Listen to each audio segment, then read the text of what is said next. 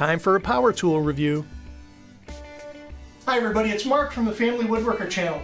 Hey, this week we're going to do a little bit of a tool review on a new miter saw. This is the Shopmaster series from Delta. It's model 26-262.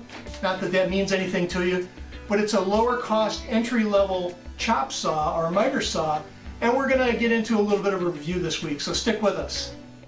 So here's the ultra glamorous 360 degree shot. It's a pretty compact little miter saw. And it's got some great features for the price point. So here's the locking knob, locking the arm in place so you can pick it up and move it around to the job site or from room to room.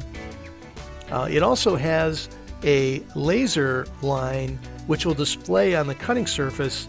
And if you're doing a lot of rough construction or framing, it's pretty easy to get that stuff lined up. The blade will cut just to the right of the laser line, so you put it right on the pencil mark.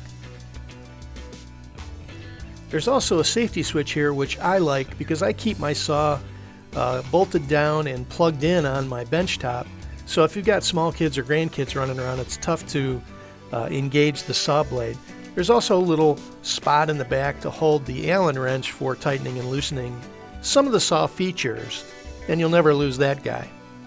Now, back 20 years ago when I bought my original Delta, it was an expensive option to have this compound cutting system built in, but it comes standard with the saw, so if you're putting up molding in the home, this helps a lot. There's also a hold down clamp for securing that piece of lumber so you can keep your hands away from the cutting deck, and I like this feature as well. Let's talk a little bit about the 200-pound gorilla in the room, which isn't really a big gorilla, but you may have noticed my last few videos, the saw had changed. So I had even done a workshop upgrade video and featured a custom tabletop that I built for my old Delta miter saw. And with a custom dust hood, the dust hood worked really great on the old saw. It turned out to be a great combination, and the saw died right in the middle of that video production when I was upgrading this workbench. So I wound up looking for something that was roughly the same size, the same dimension. I never have a lot of money to spend on power tools, so I was looking for something low cost that provided a good value, and I wound up going with another Delta. So in case you notice, over the past few videos, the saw had actually changed. You were right, it did actually change. So in terms of the power of the saw and the motor, this is a 15 amp motor, and I believe on my old Delta saw it was just a 13 or a 13.5 amp, and I can definitely tell the difference as I cut through lumber that how much more juice this has. And you can tell when you start it up, that first engagement of the motor kind of pulls the handle, and it lets you know that there's some good power behind it, so you want to be careful. But it does cut very well. I'm going to demo some really dense hardwoods and show you how easily they cut through. I also want to point out, and during the demo I'm going to show you another one of the things that I'm not crazy about. Compared to my old Delta saw, where the dust collection hood that I had created for the back area wound up collecting the dust really well. And even though I'm going to have a vacuum tube hooked up to the exhaust port on the back of the motor, back here, the sawdust isn't necessarily going to get collected here. It's going to go everywhere. So I'll show you that as we cut through some lumber, and I'm going to have to come up with some other solution on the bench top to help me collect that dust. And so we're going to start out with just some 2x6 pine, dimensional 2x6 pine. And of course this is just 1.5 inches thick, but it's pretty easy to cut through this stuff. But let's take a look at Hawaiian Kora. Now, quite a bit more dense, a little bit heavier hardwood, but no problem. And the really tough stuff, African Paducah.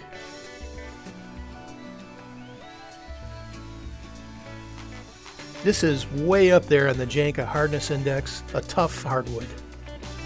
So that was a really nice clean cut on this Paducah, this red Paducah. This is a pretty rare hardwood, and this stuff is really dense and really hard, and the power of the saw didn't have any trouble getting through there. Now this is a pretty aggressive saw blade that comes packaged with the saw, but it had no trouble getting through this Paducah.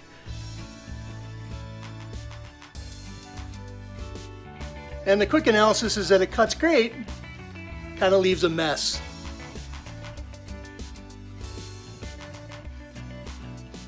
So one of the big challenges that I have with this particular saw is that unlike my old Delta, which locked into place really well at 0 degrees or a 90-degree cut, this one isn't quite locked in the same way. And see if you can hear the clicking. So the problem with that is there's a little bit of play. There's like a 1 degree or a ½ degree play depending on where that click comes in, and it doesn't really make a firm seat into that slot. So you have to hope that it's 90 degrees, and very often, let's say I lock it into place here after it clicked, and I check the blade,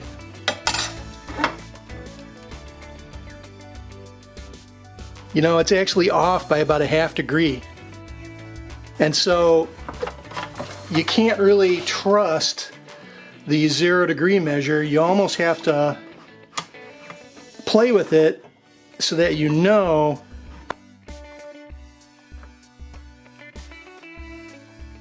you're going to get a good 90-degree cut, and then I would lock it down. Let's talk about a summary. I thought this was a fantastic entry-level miter saw. It's a good value. I spent 99 bucks on this. If you're just building up a shop, it's a great option. It's also pretty lightweight and easy to carry to the job site or moving around from room to room. I like the safety switch because I do leave this on my bench plugged in. It makes nice compound cuts. The laser line feature really helps you when you're doing a lot of cuts for quick framing. It's got a very powerful motor, and I really like the hold down clamp that came with this saw. Things that weren't so great, the 90-degree table lock on the saw wasn't exact. You had to check it with a square to make sure the blade cut at 90, and the dust collection port was kind of worthless. So I think if you have a square handy to make sure your blade is at 90, you're safe. Invest in a 60-tooth carbide blade. You're going to want to engineer some sort of a catch basin and maybe a raised platform to extend the cutting table. Overall, thumbs up. Hey everybody, thanks for joining us for the video. We really hope you liked it, and we also hope you subscribe to the channel. Take care.